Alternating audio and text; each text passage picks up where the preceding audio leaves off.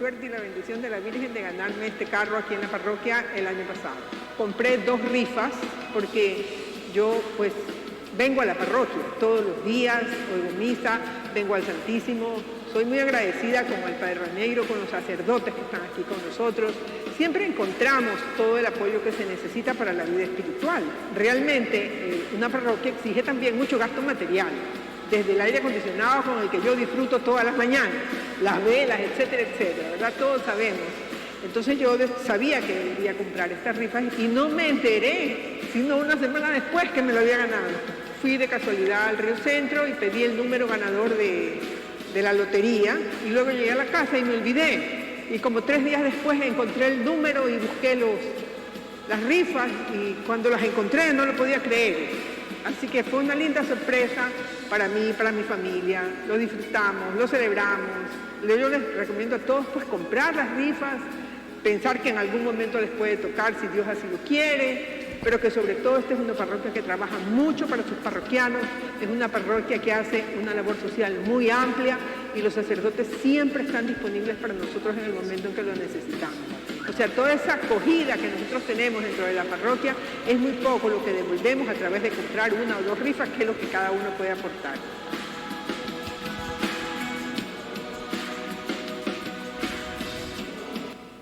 Esperemos acá el video. Muy buenos días con todos. Tengo el gusto de presentarles a Fray Nelson Medina, sacerdote dominico. Esta mañana recordábamos que hace 15 años nos encontramos en Estados Unidos en una predicación que él dio y desde allí pues nació una amistad muy bonita que nos une sobre todo la evangelización y de modo particular los matrimonios y la familia. Él es doctor en teología, ha impartido cursos pues en muchas partes del mundo y pues su formación es dominica, muy apegada a Santo Tomás de Aquino, cosa que también tenemos un punto en común. Y nada más, podía hablar media hora de él, pero ya vamos a poquito, tenemos que escuchar su charla. Gracias por venir y les pido un fuerte aplauso para Fray Nelson. Muchas gracias.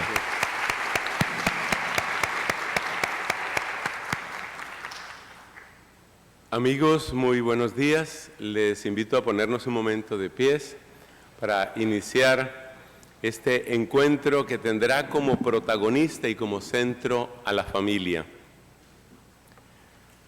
En el nombre del Padre, y del Hijo, y del Espíritu Santo. Amén. Amén. Dios te salve María, llena eres de gracia, el Señor es contigo. Bendita tú eres entre todas las mujeres, bendito es el fruto de tu vientre, Jesús. Santa María, Madre de Dios, ruega por nosotros pecadores, ahora y en la hora de nuestra muerte. Amén. En el nombre del Padre, y del Hijo, y del Espíritu Santo. Amén. Tengan la gentileza de sentarse. Gracias a la amable invitación de nuestro Padre Raniero Marinchoni, vamos a tener un par de reflexiones sobre la familia en este día. La primera le vamos a dar por título Una perspectiva actual sobre la familia, y la segunda con un título más breve, Formar familia. Formar familia. La primera entonces se refiere a una perspectiva actual. Y yo les voy a invitar, quienes me han escuchado en otra ocasión sabrán que esta invitación es de siempre, a que tomen algunas notas. Estas son oportunidades que nuestra parroquia abra sus puertas para una formación sobre familia. Es un acontecimiento que yo creo que nos debe motivar a todos. Vamos a decirlo de esta manera, no es de todos los días y vale la pena tomar algunas notas. Una perspectiva actual sobre la familia. Lo primero que constatamos es que en el mundo actual, en la sociedad actual, casi pareciera que la familia tradicional estorba. Vamos a hacer un rápido recuento que justifique esa afirmación. La repito, la familia tradicional estorba en nuestra sociedad. Y la pregunta que nos vamos a hacer es, ¿por qué estorba? ¿A quién le estorba? ¿Y qué se está haciendo para arrinconar, agrietar, debilitar a la familia tradicional? Llamamos aquí familia tradicional lo que siempre ha sido familia en la sociedad y podríamos decir en la humanidad. Es decir, la unión estable y fiel hasta la muerte de un hombre y una mujer que tienen unos hijos y los forman. Esa familia tradicional, un hombre, una mujer, fidelidad, permanencia hasta la muerte, eso estorba. Y uno, tal vez, por estar un poco distraído, todos tenemos tantas cosas, quizás no nos hemos planteado la pregunta como tal, ¿por qué eso estorba? Bueno, pero ¿cuáles son las señales de que está estorbando? Creo que las señales más visibles son las que tienen que ver con los aspectos legales y los aspectos educativos. Aspectos legales. Hace unos años, puede ser unos 12, 15 años, quizás un poco más, se empezó a hablar en España, y voy a mencionar varias veces a España en esta conferencia, porque lo que va sucediendo en otros países, poco a poco va llegando a nosotros. Además que los medios de comunicación se encargan de que esas realidades de otros países empecemos a verlas como normales.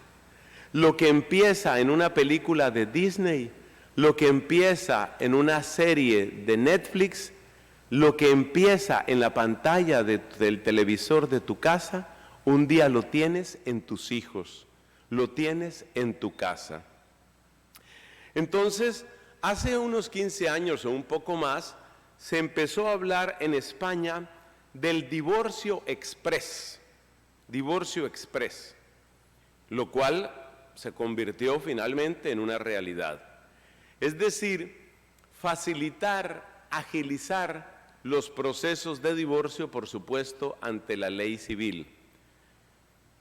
Junto a eso, viene toda esta campaña bastante intensa que todos hemos presenciado en muchos países para llamar matrimonio a otras realidades. Y es muy importante para ellos que sea la palabra matrimonio, que eso se llame matrimonio, matrimonio igualitario, matrimonio entre personas del mismo sexo, es decir, tienen que aparecer otras realidades que también se llaman matrimonio. Hace unos pocos años, un sacerdote dio una explicación muy buena, para mi gusto, sobre por qué esto supone un debilitamiento de la familia. Supongamos que una banda de falsificadores logra producir billetes de $20 increíblemente perfectos, pero por supuesto falsos. Y empieza a salir en las noticias que hay billetes verdaderos y hay billetes falsos, digamos de $20, 50, lo que sea. Billetes de $20. Después de unas 2 semanas, después de un mes de que las noticias te están diciendo que los billetes de $20 los están falsificando y por supuesto no tienen ningún valor ni curso legal, yo creo que tú empiezas a desconfiar cuando alguien te dé un billete de $20, porque tú dices, ¿será del verdadero, será del falso? Es decir, que la falsificación disminuye el valor. Cuando se llama matrimonio a cualquier cosa, entonces el matrimonio no significa nada.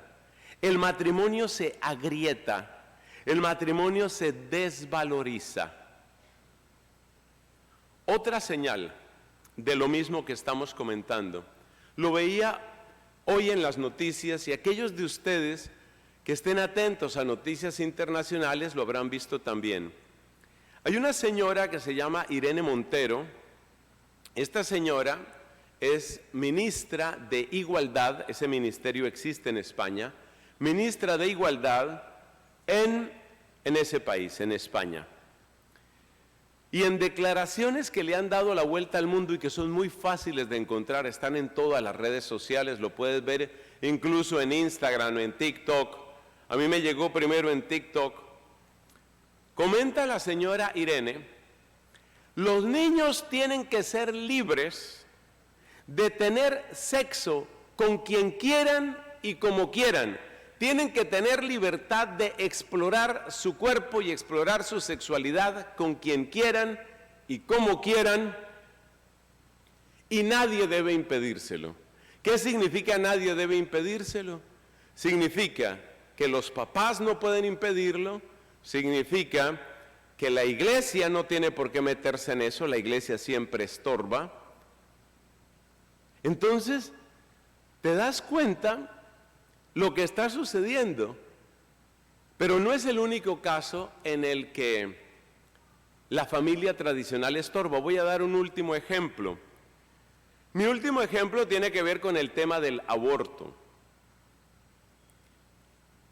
Resulta que es ley ya en varios países, aquí ya la lista tendría que ser más larga, que un menor de edad, o mejor dicho, una menor de edad, no necesita de consentimiento ni de conocimiento de los papás para abortar. O sea que una menor de edad, digamos una chica de 16, 17, no puede comprar legalmente una caja de cigarrillos, pero sí puede hacerse un aborto sin decírselo a los papás.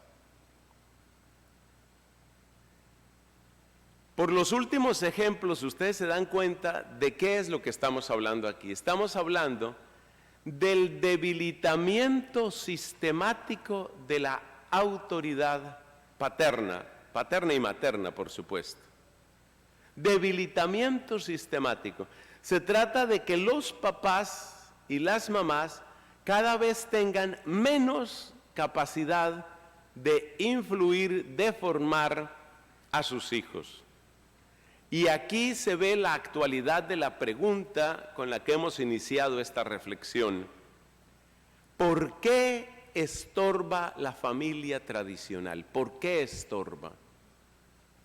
¿Por qué los papás estorban?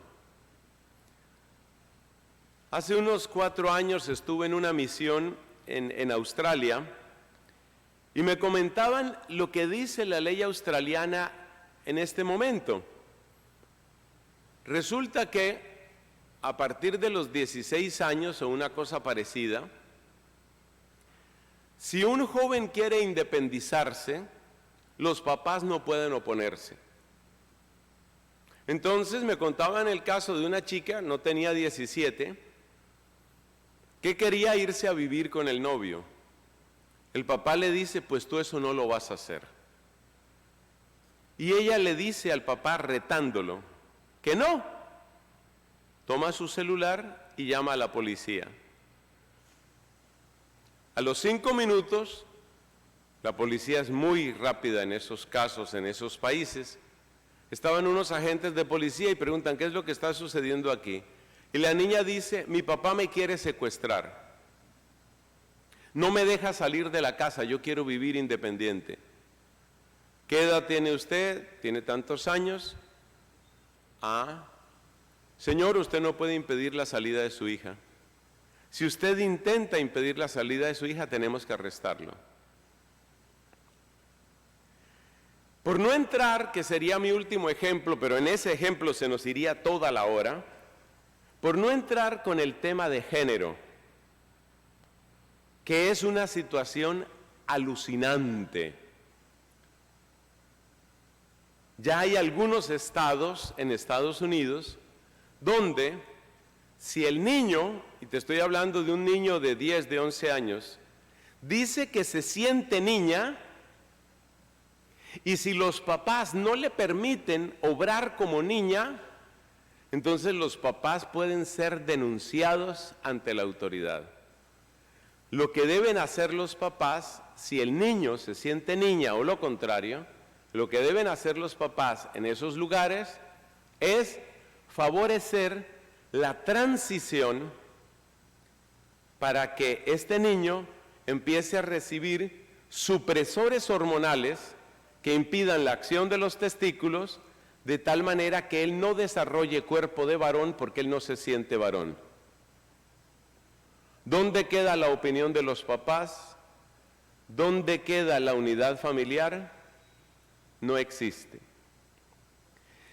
Cuando uno cuenta estas cosas en un lugar como Guayaquil y en un contexto tan bello de familia, de oración y de fe como en el que nos encontramos, parece que esto fuera ciencia ficción.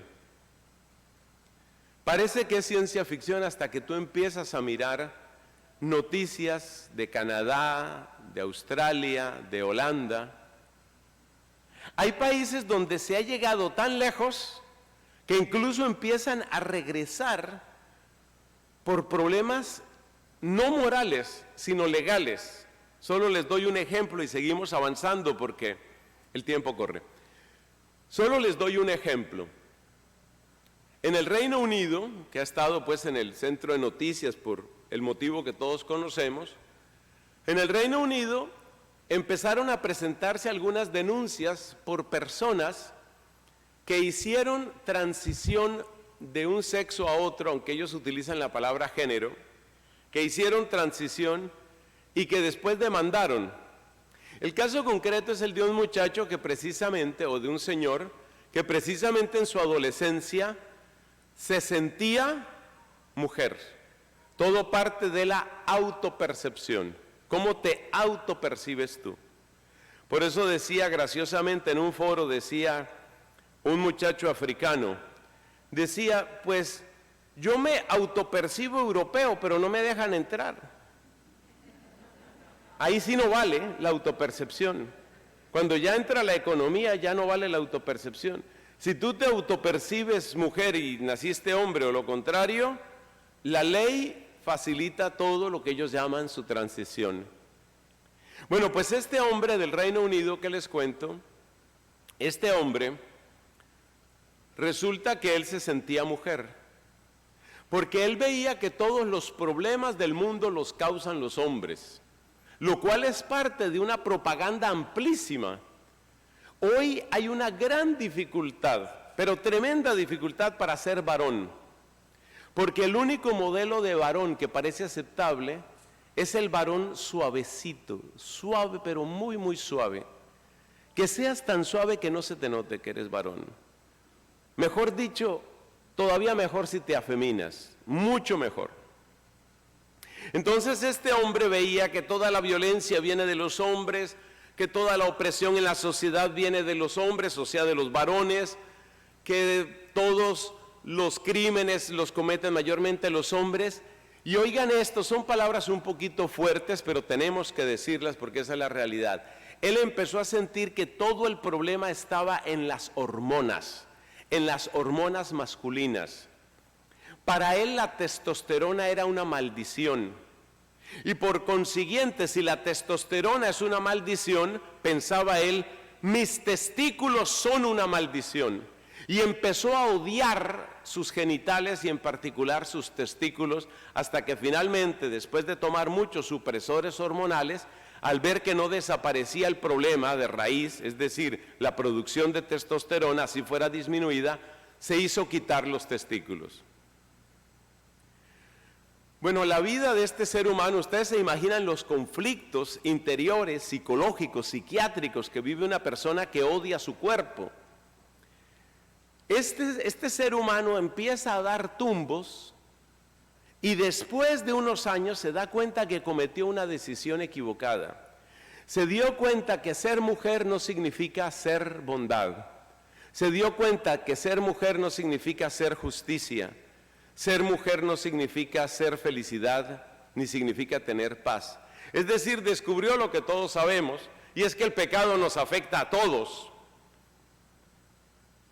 Que los pecados típicamente masculinos suelen ser más externos y visiblemente agresivos es una cosa, pero que hay pecado tanto en el hombre como en la mujer nadie lo puede negar. Entonces él descubrió lo que nosotros en religión y en teología llamamos pecado y se dio cuenta que pecado hay en todos. Es decir, que tratar de volverte mujer no significa tratar de volverte bondad, porque así como hay mujeres maravillosas, hay mujeres perversas. Entonces, decepcionado del camino que había tomado, se dio cuenta, lo que era obvio, que era irreparable la pérdida de sus gónadas, la pérdida de sus testículos, era irreparable, ya no tenía nada que pudiera hacer.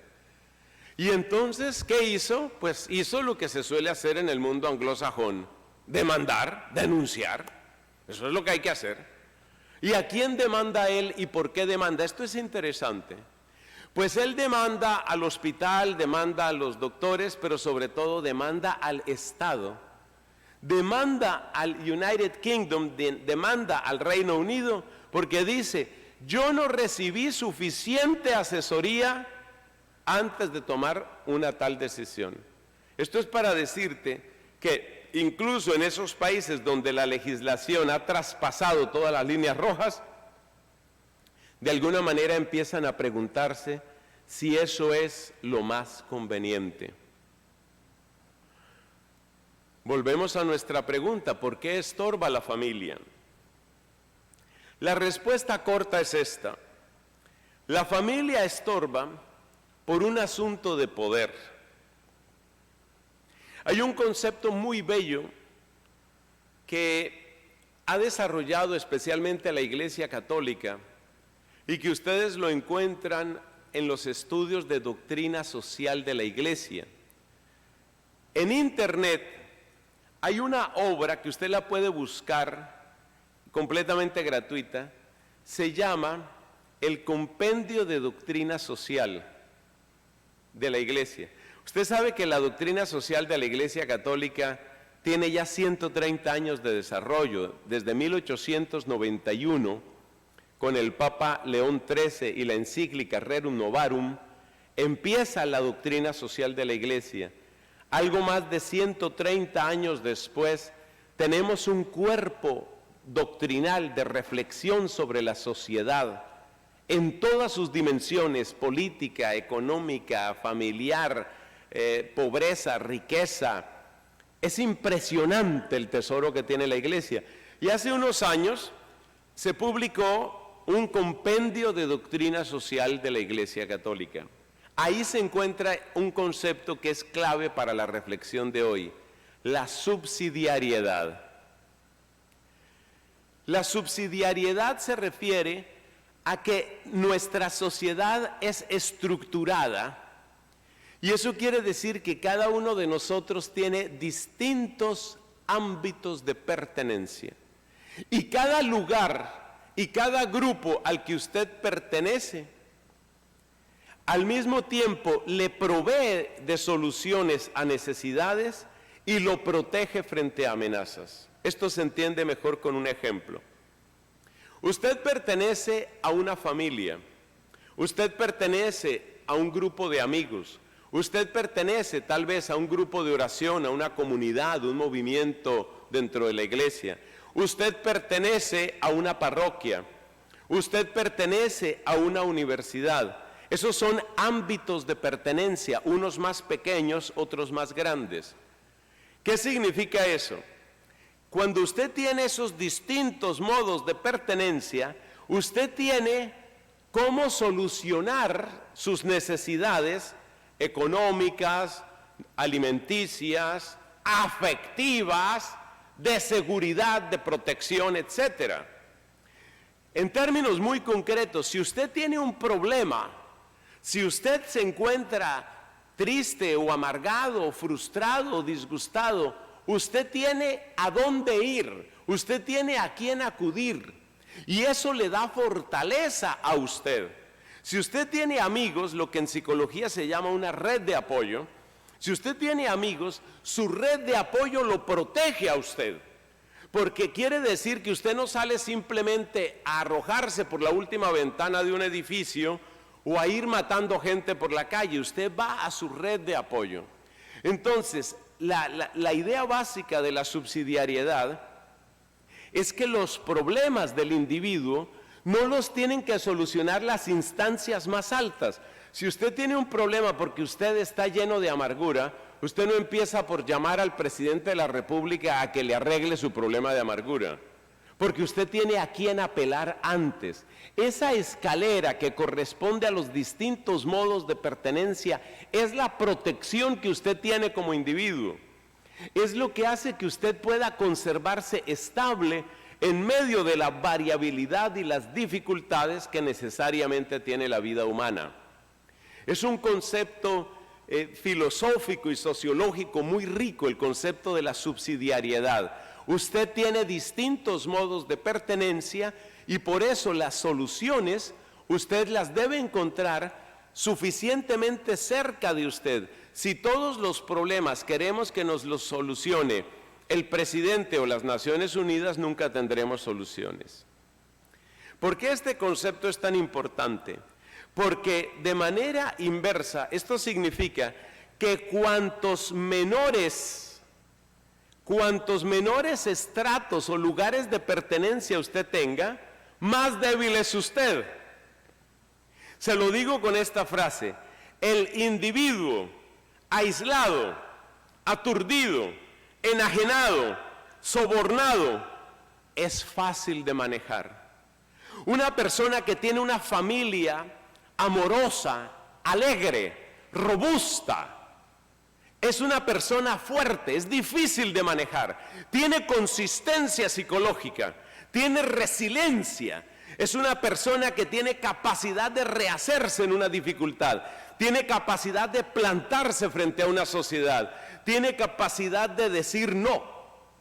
En cambio, repito los adjetivos: el individuo aislado, aturdido, enajenado, sobornado. ¿Por qué digo sobornado? Porque es que los grandes poderes de este mundo nos quieren sobornar. ¿Y cuál es el soborno? El soborno se llama adicción. Decía el presidente de la República de Colombia, el señor Gustavo Petro, decía en su intervención en las Naciones Unidas que el petróleo y el carbón son más peligrosos que la cocaína. Esas son las declaraciones del actual presidente de mi país. ¿Por qué ese afán de legalizar el consumo? O sea, ya se descararon. Ustedes recuerdan que primero empezaron con la marihuana medicinal, luego la marihuana recreativa. No, ya el presidente de Colombia quiere dar un salto 3 kilómetros adelante. Vamos con la cocaína y vamos con todo. El problema no es la cocaína, el problema es el carbón y el petróleo, detrás de lo cual hay otros intereses. Ustedes son gente muy inteligente y saben que eso es así. ¿Por qué ese interés de volvernos a todos cocainómanos, consumidores de pornografía, adictos a los casinos? Hace poco hablo de mi país, tuvimos en la ciudad de Medellín, una de las ciudades más prósperas, ustedes saben de mi país, una de las ciudades más prósperas, una ciudad industrial. Nos encontramos con un alcalde cuya mayor realización fue abrir un número récord de casinos en la ciudad. Entonces, ¿por qué nos quieren ludópatas, cocainómanos, borrachos, pornógrafos? ¿Por qué? Porque cuanto más aturdidos, enajenados, adictos, aislados estemos, más fáciles somos de manejar. Es decir, la familia tradicional, la familia llena de amor, de respeto, de principios, de unidad, de perdón. Esa familia es un estorbo terrible para los grandes poderes de este mundo. Un estorbo terrible, porque la persona que tiene donde solucionar de un modo pacífico y sano sus crisis interiores, esa persona no va a ser un consumidor de cocaína, no le sirve a las propuestas del presidente de Colombia, no le sirve. La persona que tiene capacidad de rehacerse de sus crisis y de recuperar su autoestima y de encontrar alegría sin sumergirse en un canal de pornografía o emborracharse hasta volverse una piltrafa humana, ese ser humano no le sirve a los poderes de este mundo. Es decir, que detrás de esto hay grandes negocios de miles y miles de millones de dólares y hay grandes intereses de poder. Y esto es bueno que lo tengamos en cuenta para que sepamos a qué nos estamos enfrentando. Pero no es solo que el individuo aislado, ¿y cuál es la manera de aislar un individuo? Pues lo primero es separarlo de los papás. Lo primero es separarlo de los papás. Ustedes saben que una de las vergüenzas de la humanidad hoy es una lacra que se llama tráfico humano. Y la mayor parte del tráfico humano tiene un propósito: esclavitud sexual. Y la mayor parte del tráfico humano dirigido a la esclavitud sexual se tiene como target, tiene como población preferida menores de edad. Menores de edad. Lo primero para esclavizar a las personas es separarlas de los papás. Claro, cuando uno oye hablar de esclavitud sexual, lo que sucede, por ejemplo, en el sureste de Asia, en muchos lugares, cuando uno oye hablar de esclavitud sexual, uno dice, bueno, pero es que eso, digamos, no es un problema mayoritario en nuestros países. Tienes toda la razón, no es un problema mayoritario en nuestros países, de acuerdo.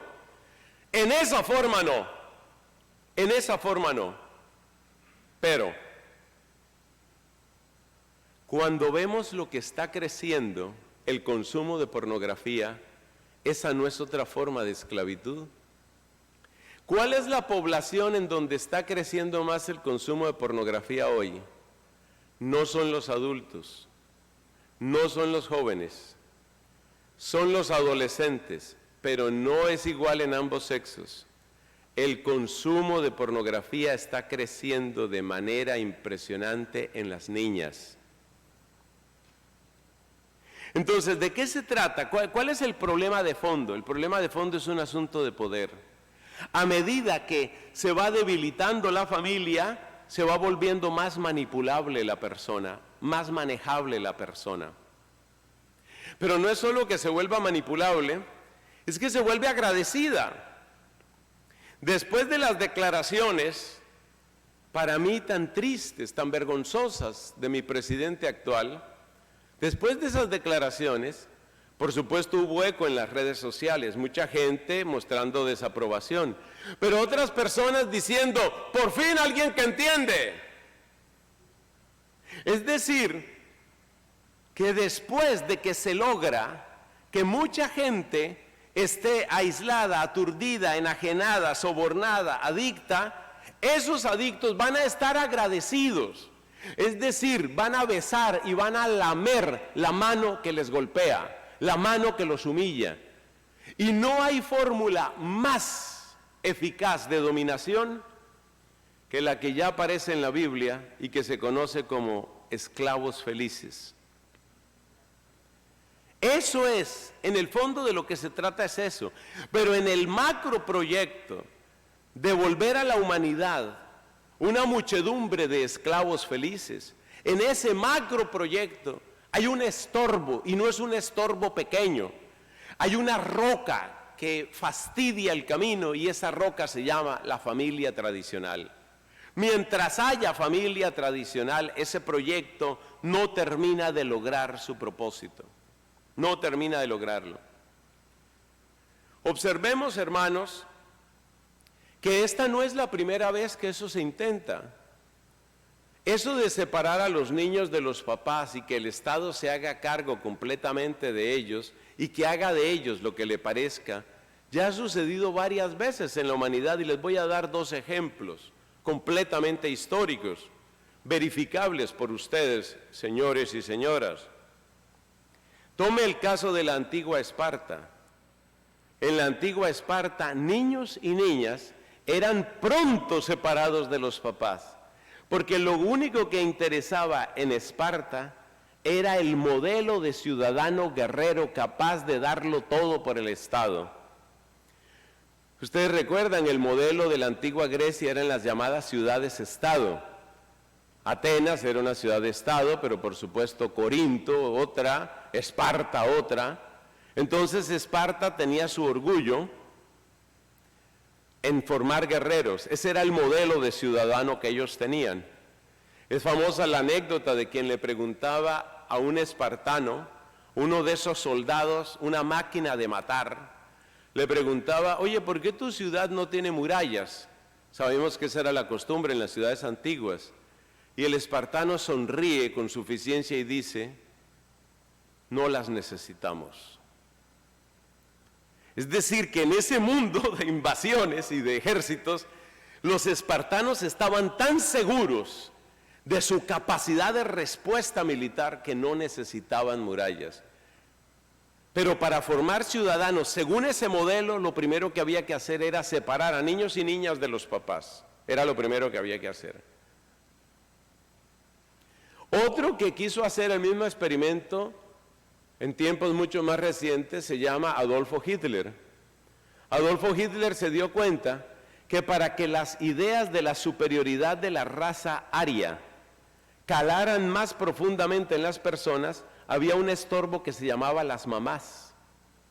Porque a veces las mamás tienen una idea absolutamente absurda, según Adolfo Hitler, y es la idea de meterle una cosa horrible en el corazón a los niños y a las niñas, y esa cosa horrible se llama compasión. Entonces, si una mamá tiene un hijo que es absolutamente ario, ustedes saben la obsesión racista de Hitler, si una mamá tiene un hijo que es el ario perfecto, pero le mete esa enfermedad en el corazón que se llama compasión, entonces ¿qué va a pasar con ese hijo? Que no va a ser un perfecto ario, porque se le entró compasión, y si le entra compasión por los gitanos o por los polacos o sobre todo por los judíos, nos va a dañar el programa. Entonces, ¿qué había que hacer? Había que tener orfanatos, pero no se llamaban así porque no eran huérfanos, sino escuelas de educación, algún nombre le pusieron ahí, escuelas de educación en el pensamiento ario, de manera que las mamás que eran de raza aria tenían que dar a luz a los hijos, pero los hijos no eran para ellas, los hijos eran para el Estado. Pues lo mismo es lo que está sucediendo ahora. La idea es que los hijos no sean para las mamás, que los hijos no sean para los papás, que los hijos sean para el Estado, pero es el Estado que los droga, es el Estado que los emborracha, es el Estado que les repleta la cabeza, que les llena la cabeza de toda suerte de aberración sexual. ¿Para qué? Para que al fin se vuelvan adictos, porque el adicto, atontado en su adicción, solo sabe decir gracias cuando le dan otra ración de aquello de lo que depende. Más o menos lo que está haciendo desde hace muchos años Canadá o Suiza con sus adictos. Un compañero mío vivió un buen tiempo en Vancouver y me contaba el tratamiento de Canadá hacia los adictos. El tratamiento de Canadá hacia los adictos, lo mismo en Suiza, es pues recogerlos y darles juiciosamente la dosis. Y esos ciudadanos que reciben juiciosamente su dosis de heroína, de cocaína, de lo que sea, solo saben decir una palabra. Con una sonrisa estúpida, lo único que saben decir es gracias.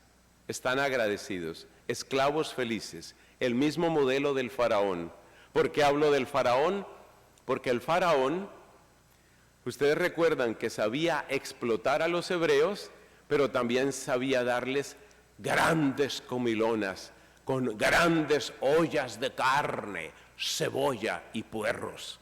Y cuando estos hebreos estaban en el desierto, el recuerdo del placer que les daba el faraón varias veces los puso en contra de Moisés. Esclavos felices, está en la Biblia, es la fórmula exacta para mantener dominada a una persona.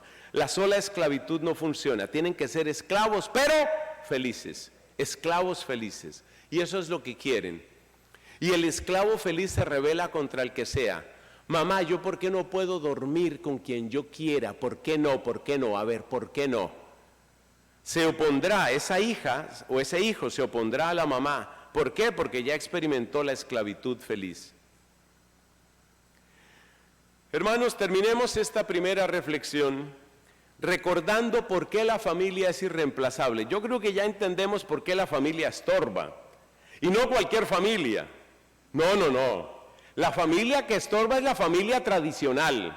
Un hombre, una mujer hasta la muerte y con hijos. Esa es la que estorba. Porque esa es la que marca un cambio en la sociedad. Y te digo más, es la única que puede cambiar algo en la sociedad. La única. Porque es impresionante ver cómo los partidos políticos, que serían una alternativa, o las universidades, que serían una alternativa, van cayendo una tras otra. En mi país, ustedes entenderán que lo natural es que yo mencione ejemplos de mi país. En mi país hemos visto el triste espectáculo de cómo las universidades llamadas católicas, una tras otra, se van arrodillando al nuevo orden mundial. Sí, aquí también enseñamos género, sí, aquí también. Donde yo hice mi doctorado en teología fundamental en Irlanda, ya en aquella época, estoy hablando del año 2003, 2004, hace unos 20 años que hice mi doctorado, ya en esa época, una época bastante distinta de la actual si comparamos en muchos aspectos, ya en esa época en Irlanda estaban exactamente las mismas cosas que vemos aquí y supuestamente era un instituto católico, supuestamente, pero ya estaba exactamente lo mismo. Entonces las universidades se han ido arrodillando, los partidos políticos se han ido arrodillando. Si uno mira, por regresar en un instante a España, si uno mira lo que tendría que ser entre comillas la derecha, es decir, el PP, el Partido Popular, hace mucho tiempo que el Partido Popular renunció a todo principio de consistencia en la conciencia. Hace mucho que renunció. De tal manera que los partidos políticos se han arrodillado, las universidades en su mayoría, hay gloriosas excepciones, hay gloriosas excepciones, también en mi país. Pero en su mayoría las universidades se arrodillaron, ya entregaron todo. El mundo empresarial entregó todo, el mundo del turismo entregó todo al nuevo orden mundial. ¿Qué es en cambio? Lo único que queda es la iglesia, en principio la iglesia católica y algunas denominaciones cristianas y la familia, es lo único que queda, no queda nada más. Y dentro de la iglesia ya hay grietas, esto tampoco vamos a decirnos mentiras, ya hay grietas. Porque ya tenemos el problema, porque es un verdadero problema, de la gente que va a confesarse donde un sacerdote y el sacerdote le dice, no, eso no es pecado, no te preocupes por eso, no sufras por eso. O sea, tenemos que darnos cuenta que este es un tiempo, mis hermanos, para hacer oración y para recuperar lo que tenemos y para fortalecer lo que tenemos y para formarnos. Y por eso cerramos esta reflexión mencionando ¿por qué la familia es irreemplazable? 5 elementos que muestran por qué la familia es irreemplazable. Para que amemos la familia que tenemos y para que con todas nuestras fuerzas, y la primera fuerza es la oración, ayudemos a las generaciones que vienen. Algunos ya estamos empezando a despedirnos. Yo soy consciente que los cambios que mi corazón desearía, yo no los veré en vida. Yo soy consciente que una persona como yo, a la edad que yo tengo, yo ya no veré los cambios. Bueno, Dios puede hacer milagros siempre, ¿no? Pero humanamente hablando, yo no veré estos cambios. Pero es que a nosotros, los que somos de esta generación y a muchos de ustedes, Lo que nos toca es poner bases sólidas y dejar bien abiertas las trincheras para que la gente que viene, que le van a tocar, la gente a la que le van a tocar las peores batallas, sepa en dónde situarse y sepa sobre todo no ser engañado. La familia es irreemplazable porque la familia es un espacio de gratuidad. Atención a las palabras, son 5. La primera es la palabra gratuidad. Gratuidad significa salirse del régimen de comprar y vender, salirse del régimen de la transacción. La gratuidad significa, como lo expresaba bellamente el Papa Francisco, siempre que habla de la familia, el Papa siempre menciona algunas de estas palabras. La gratuidad significa no tengo que hacer nada para que me quieran. Tener un espacio donde me quieren, donde simplemente me quieren. ¿Y por qué eso es tan importante? Pues es importantísimo porque el ser humano necesita de amor. Amor que significa acogida, ternura, bondad, alegría, escucha. Eso lo necesitamos todos. Pues eso me lo puede dar un buen psicólogo. Sí, pero al psicólogo te toca pagarle. Y es normal. ¿Y por qué es importante la gratuidad? Porque estas razones son bien profundas. Porque la experiencia de la gratuidad me reconcilia con la experiencia de la existencia. Las personas que tienen que comprar todo, finalmente se preguntan ¿para qué vinieron a la vida?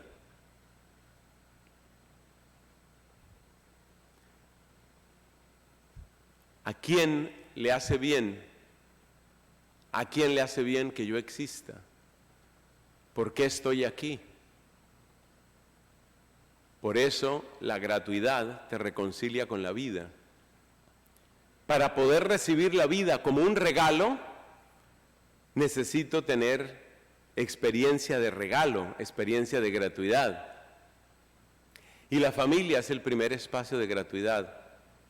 Además, la familia ayuda a que la persona no se convierta en un mendigo de atención, de amor, de placer. El que encuentra todo eso en primer lugar en la familia, no sale a comprarlo a cualquier precio. Los que estamos en el ministerio sacerdotal sabemos que es muy peligroso cuando en una familia falta amor. Porque ese amor que falta, ese amor sobre todo de gratuidad, ese amor de gratuidad que falta, la gente saldrá a buscarlo a la calle. Y en la calle sí se lo van a cobrar. Ejemplo típico, la muchacha que busca amor y le dicen, sí, te voy a dar amor, pero tienes que pagarlo con tu cuerpo. Eso es falta de gratuidad. Entonces, la gratuidad es fundamental. Por eso es muy importante que en nuestras familias haya expresividad. Es muy importante que haya cariño. Por favor, que no sea escasa la palabra te quiero, te amo, entre esposos, padres e hijos. Que no falten las expresiones de cariño según la cultura y el lugar. Yo sé que eso cambia de lugar a lugar. Hay gente que abraza más, hay gente que abraza menos. En mi familia, por ejemplo, mi mamá no era de demasiados abrazos, mi papá mucho más. Cada uno según su manera de ser, pero que no se te olvide expresar amor y amor gratuito. Eso fortalece, eso crea vínculo. Segundo, la familia es irreemplazable porque la familia es un mensaje, la familia tradicional.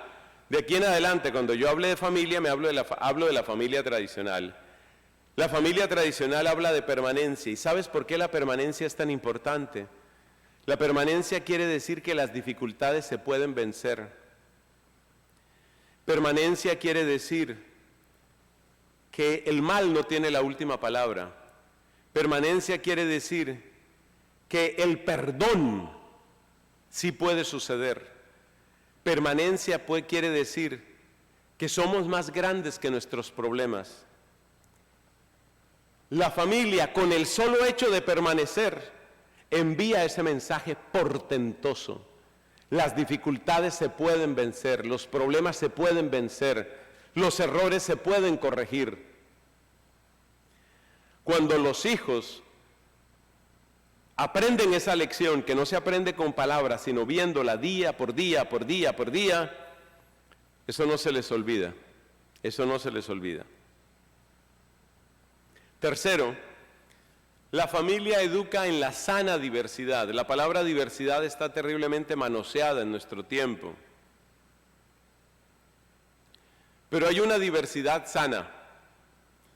¿Y en qué consiste la sana diversidad? La sana diversidad consiste en la capacidad de aceptar la diferencia legítima. Somos hombres y mujeres. No trates así a tu hermana. El abuelito está pasando por un mal momento.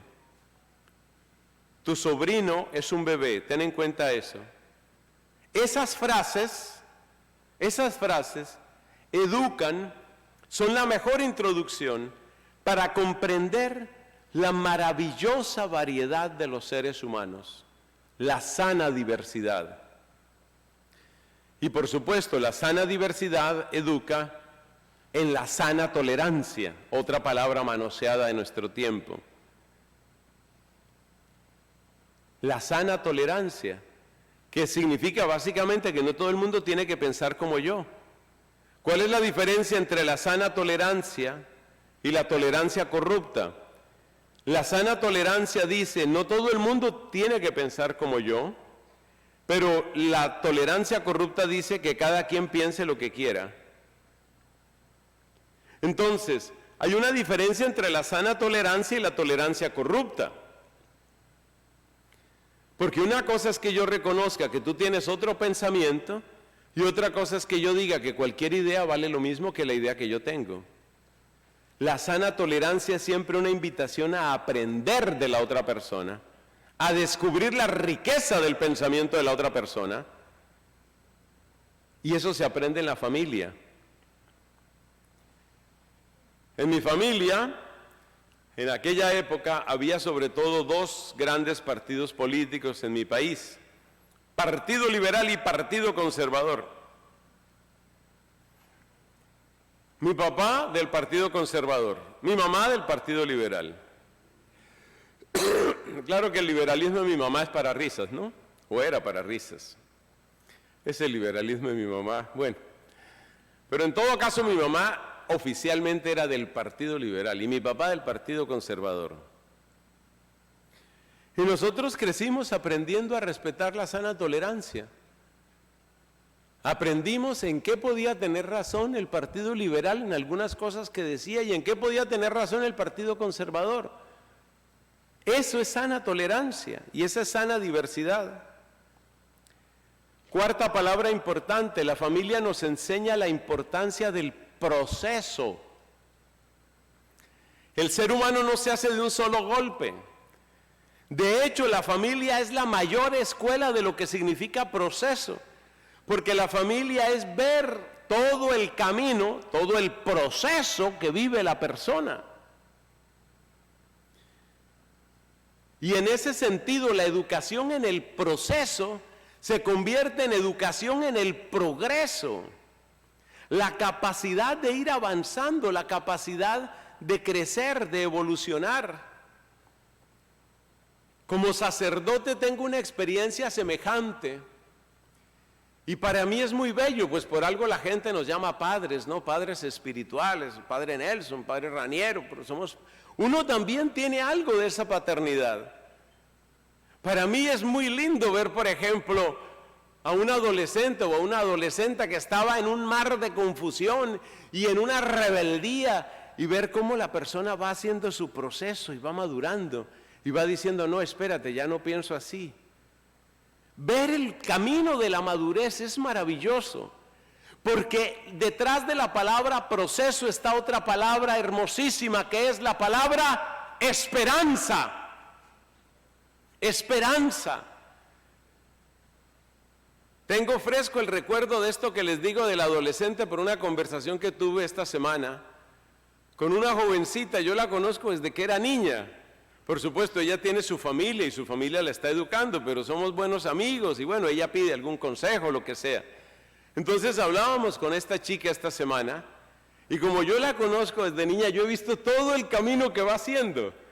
El momento en el que estaba así, súper confundida, y en otro momento estaba súper amargada. Y bueno, todos hemos sido adolescentes y las cosas se viven con una intensidad, ¿no? Y parece que ya va a ser para siempre, con esta idea me quedo hasta la muerte, pero luego la persona evoluciona. Y eso es maravilloso. En esta última conversación que tuvimos con esta joven, que yo creo que ya está como en los 17, una cosa así, en esta última conversación a mí me quedaba una alegría en el corazón y yo decía, o sea, qué hermoso lo que está haciendo Dios en esta mujer. Está formando toda una mujer. Bellísimo, bellísimo. Entonces la familia nos da un mensaje de proceso, que entre otras cosas es una de las muchas rupturas espantosas en un divorcio. Se pierde el proceso. Por eso la rabia, la indignación que yo tengo, donde se presenta al divorcio como la gran solución. No, ya el amor se había muerto.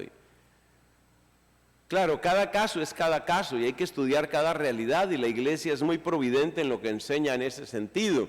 Pero ustedes me entienden lo que estoy diciendo. Hay que tratar de salvar a toda costa, hasta donde sea posible hay que tratar de salvar la institución. Porque si perdemos la unidad familiar, nos perdemos el proceso. ¿Cuál es el reclamo que siempre hacen los hijos de papás divorciados? No estuviste cuando te necesité, es decir, te perdiste una etapa fundamental de mi proceso. Y el último concepto por el que la familia es irreemplazable, porque la familia es el primer mensaje, o si quieres ponerlo en una palabra, la familia es el cimiento. La familia es el cimiento, la familia tiene la característica de ser la primera palabra. Antes de que llegue la palabra del político, del filósofo, del profesor universitario, del presidente o de las Naciones Unidas, que están como están, antes de que lleguen todas esas palabras, la primera palabra que importa es la de la mamá, la del papá. Ser mamá significa tener el derecho de ser la primera palabra en el corazón de un ser humano. Escriba esa frase que le conviene. Si ya no la escribió, ya se quedó así, ya no repito. Ser mamá significa tener la oportunidad, tener el derecho de ser la primera palabra en el corazón de una persona. Y aquí voy a recordar, y con esto termino porque el tiempo se nos acaba. Aquí voy a recordar algo que he contado varias veces. La costumbre que tienen las mamás piadosas de los musulmanes. Nada más dar a luz, probablemente sin cortar todavía el cordón umbilical, la mamá musulmana toma al recién nacido o a la recién nacida, lo acoge en su regazo y le dice, por supuesto en árabe, solo Mahoma es el profeta, solo Alá es Dios y Mahoma es su profeta. O sea, la profesión de fe de los musulmanes. Solo Alá es Dios y Mahoma es su profeta. O sea que lo primero que quedó grabado en el cassette, ¿aquí alguien se acuerda de qué es un cassette, por favor? ¿Sí se acuerda? Lo primero que queda grabado en el cassette de ese bebé, ¿qué es? ¿Qué fue? ¿Quién tuvo el privilegio de grabar el primer clip, el primer mensaje? La mamá. ¿Y cuál fue el primer clip que quedó? Solo Alá es Dios y Mahoma su profeta. Eso fue lo que quedó grabado. Cualquiera que llegue después, que puede ser un sacerdote, un misionero, o puede ser un protestante, o puede ser un ateo, lo que venga después llegó después. Pero el primer cimiento lo puso la mamá. Por eso la lucha contra la maternidad, que es una de las muchas luchas contra la familia tradicional. Hermanos queridos, hemos cerrado esta primera reflexión. ¿Qué hemos visto? Hemos visto una perspectiva actual sobre la familia, hemos tratado de aclarar por qué esa guerra contra la familia tradicional, ya vemos que es un asunto de poder, Y ya hemos visto que la familia es irreemplazable. Irreemplazable, ¿por qué? Por esas razones expuestas, por esa gratuidad, por ese proceso, por ese ser el primer cimiento, por ese enseñar en la sana diversidad, por todas esas razones. Gloria al Padre, al Hijo y al Espíritu Santo.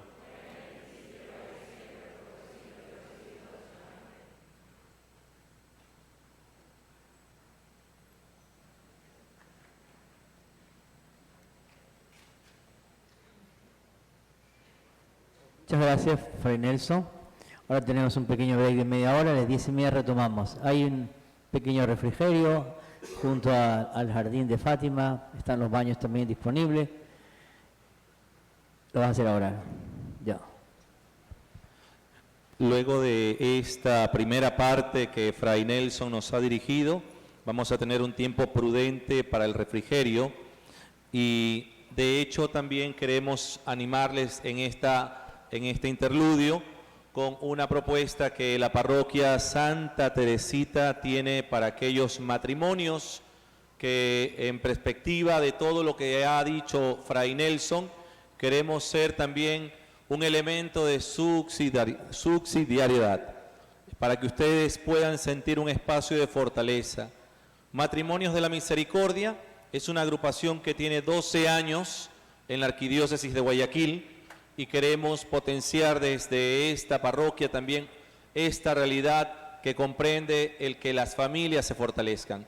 Nos vamos a encontrar en las mesas justamente de donde se va a dar los refrigerios, algunos de los integrantes para entregarles algún detalle en torno a esta propuesta, a esta convocatoria, a esta invitación de fortaleza. Les invitamos entonces para que puedan proceder. Del lado de allá encuentran también ustedes mesas con refrigerio, de igual manera del sector de acá.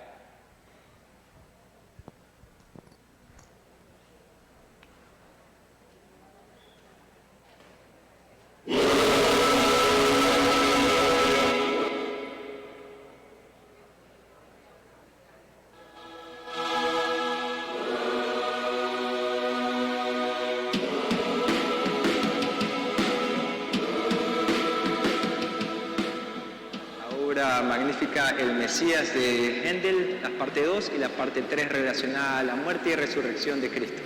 Se ha organizado un concierto muy especial que rara vez se hace aquí en Guayaquil, un concierto con coro de 20 personas, una orquesta y solistas que han venido de todas partes de Ecuador. Tenemos una soprano de Cuenca, una mezzosoprano de Quito. Esta parroquia nos abre las puertas, tiene gente maravillosa.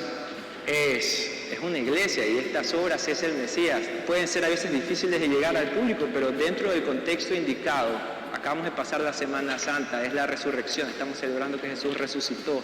Hacerlo dentro de una iglesia, la obra adquiere el significado real con la que fue creada. Sí, agradecer mucho a nuestros auspiciantes porque estos eventos que tienen más de 40 personas involucradas es muy difícil de hacer y esto lo estamos haciendo de entrada gratuita. Entonces agradecer al municipio de San Borondón, agradecer a la parroquia de Santa Teresita, a la señora Mercedes de Badú y Patricia Isaías, Cecilia Armstrong, Marcia Gansauer, por el apoyo y confianza incondicional que han puesto en este proyecto en específico. Gracias por ser parte de esto.